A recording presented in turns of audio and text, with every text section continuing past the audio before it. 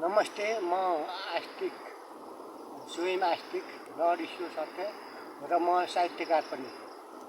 जन्मनु र बाँच्नु मात्र ठुलो कुरो होइन, केही ठुलो र महात्मा काम गर्नु नै ठुलो कुरो हो।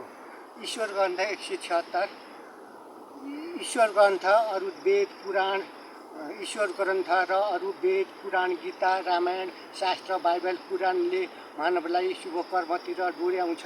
म स्वयं आस्तिकले मानव जातिका महाअपराधहरू दिन्छु। ती महाअपराधहरू हुन् हत्या, हिंसा गर्नु, चोरी गर्नु, झुटो बोल्नु, स्वार्थ लिनु, झुटो प्रेम गर्नु, माछा मांस ग्रहण गर्नु, मदिरा ग्रहण गर्नु, वेश्यावृत्ति गर्नु, रन्डीबाजी, उदण्डवाद गर्नु, मदिरा पिउनु, रुखो बोली बोल्नु, युद्ध हिंसा गर्नु जस्ता महाअपराध हुन्। यिनको छुट पाइँदैन।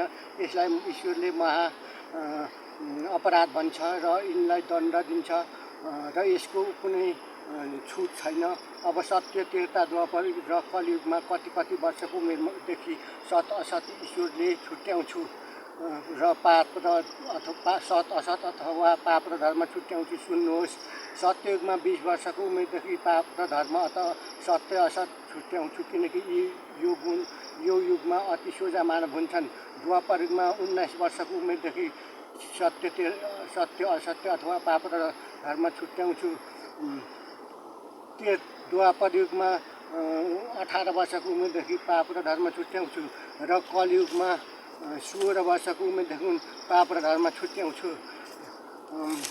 कलियुग कसरी मासिन्छ आदि अत 50% प्रलय उठाएर मास्नेछु।